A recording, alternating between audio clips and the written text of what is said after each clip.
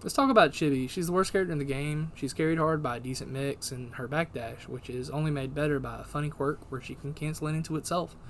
She can also cancel it into her butt dive, and if she's player 1, into throw on a very tight frame window.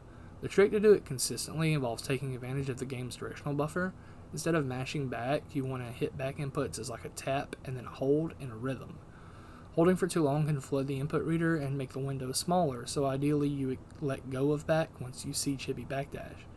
It takes some practice, but it's pretty easy to learn. So the infinite backdash is also known as the ZamScam in the community due to Chibimoon main Big Zam using it at Combo Breaker 2019. And this was the first time that someone did this for 53 seconds straight in a recorded bracket with this much success. And I'm just going to let it play out into a video.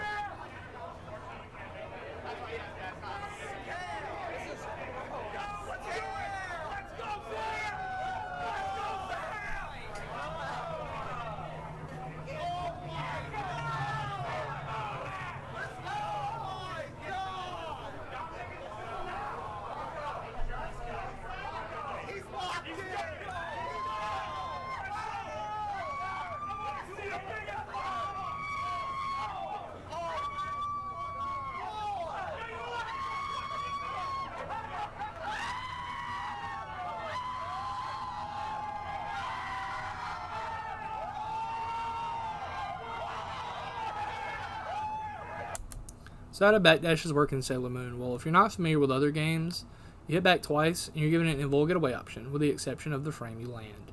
Even Chibi still has this vulnerable frame before she's able to do anything.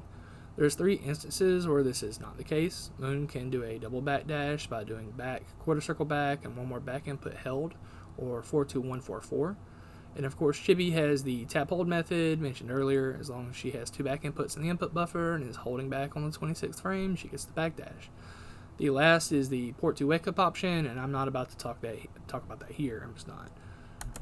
So how does Chibi use this? Well, you get a hit and you run away. That's it. It's pretty self-explanatory. For those that are unfamiliar with Sailor Moon S, this might seem extremely overpowered and impossible to fight. But with her poor damage, even seasoned veterans get really excited and scream she needs it, which she does. And I'm just going to let this play out.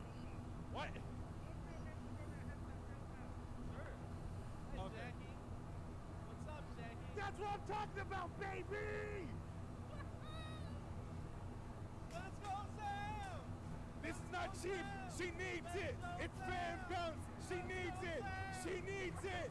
She needs it. It's fair. It's fair. She needs it. Get good. Get good. GG. Easy. GG. GG. GG. GG. GG. Easy. Go home. Oh my God. Sorry, I am 12 years old.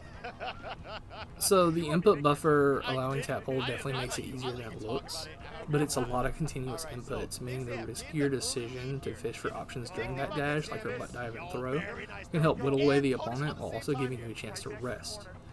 It makes the matchup a lot more fun for both players, though in the essence of Sailor Moon, whiffing a bad option can just spell death. Even when you're really close to taking a round, the biggest thing I can tell anyone is just don't get greedy with your butt dives, because it might seem safer than it is, since in a lot of cases you can just take a little bit of damage and get out. But a missed butt is like saying, kick me, and then you get kicked. So what if the Chibi player wants to just keep doing it? Can it be beaten? Well, yeah, of course, it can be crossed up. There's a reason why it's not banned. Finding out what normal works for your character and what time to jump can cause Chibi to turn around. She can attempt to correct this and backdash the other way, but with her damage as poor as it is, it's pretty reliable to go for. And of course, depending on the character, getting crossed up and not seeing it can just spell death, which is awful, but it's just how it is. If you want more videos on how to actually fight Chibi backdash, Orange did a great video that's on this channel. I definitely recommend checking that out. You know, it's a good 15 minutes, which is a little longer than this. I just wanted something short to put out where I could tell people, hey, this is how you do it, this is how you fight it. So, you know, stay schmovin'. Bye.